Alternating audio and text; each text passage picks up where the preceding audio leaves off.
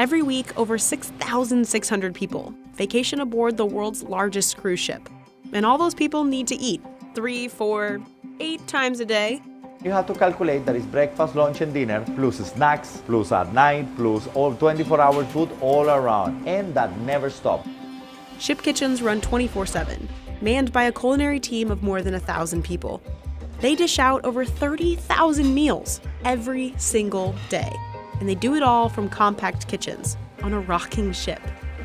So how does all this food make it to the plate? We'll start on the loading dock on a Saturday. This is turnaround day, when all new food is delivered to Deck 2.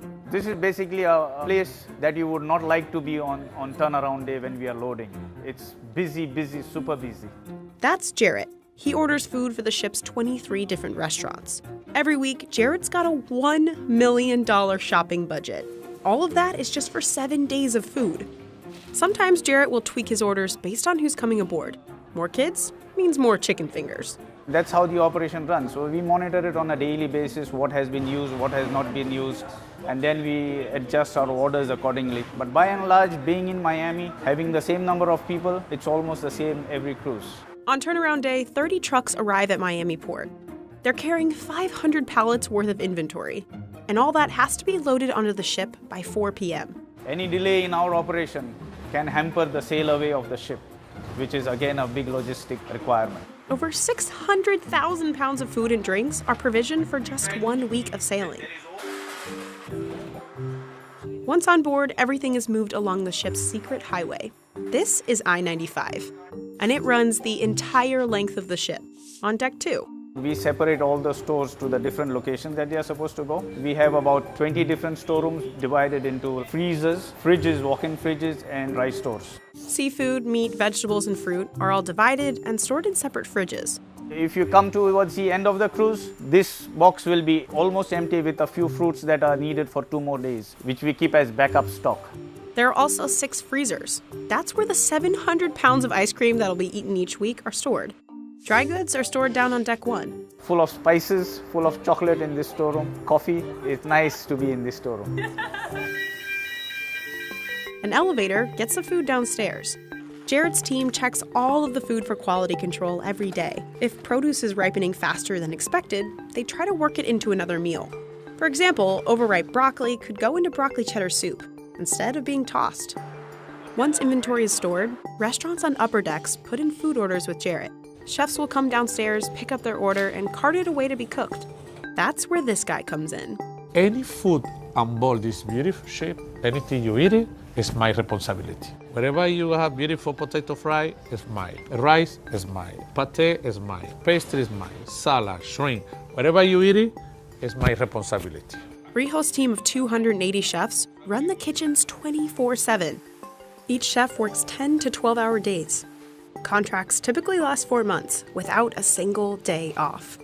Some of the people start working for 8 o'clock in the morning, all the way to 2 o'clock, take a break, come back again 5 o'clock, finish by 9:30. Then another group start to working 10 o'clock in the night, all the way to 10 o'clock in the morning. So we cover day and night productions.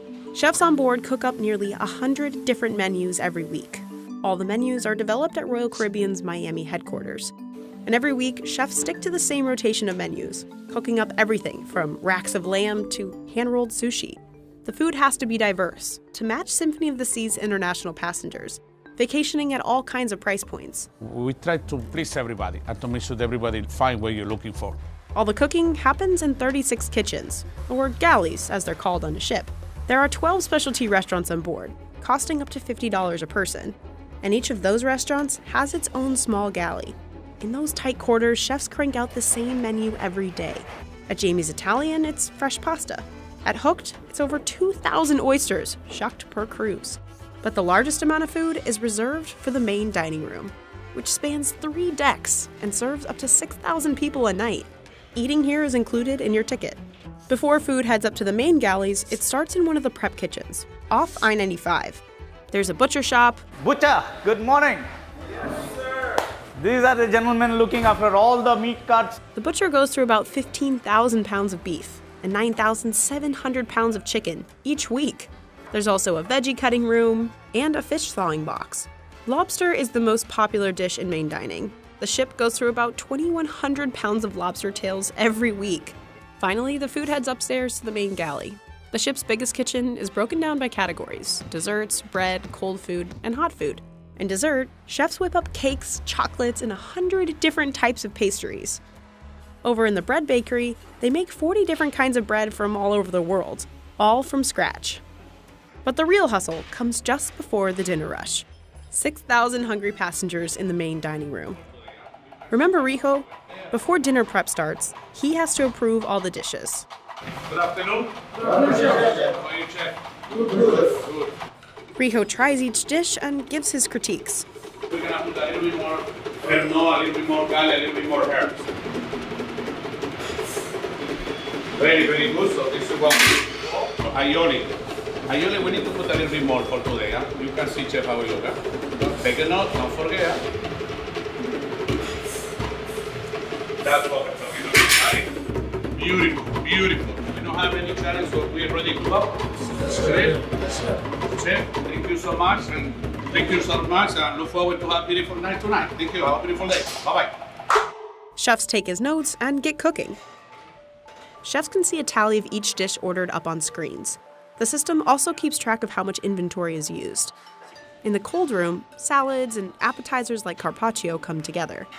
In the hot room, chefs dish out soups, sauces, sides, and mains. We have the two kinds of chefs. Chefs working here on the line, which is close to me, plating up, and chefs on the stove cooking. So everything we do is in batch cooking. So basically, we grill a steak there, we pass it over to the pass. The person on the pass is plating it up to the requested temperature. That means always that the guests are getting fresh food, and from an operational point, we don't have any overproduction. Finally, waiters deliver those dishes to hungry passengers out in main dining.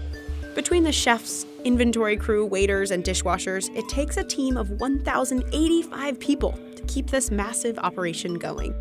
Together, they cook nearly 11 million meals each year, and they're doing it all on a moving ship. The ship is rocking, then all the equipment is built to the ship rocking. Then in whatever moment, maybe the ship move, somebody don't put one brake in one trolley, and you see the trolley flying away. And happen. That's why all the cooks always be the attention with that. But if crew members are doing their job right, passengers won't even know any of it's happening. They'll just get back to eating their 8th meal of the day.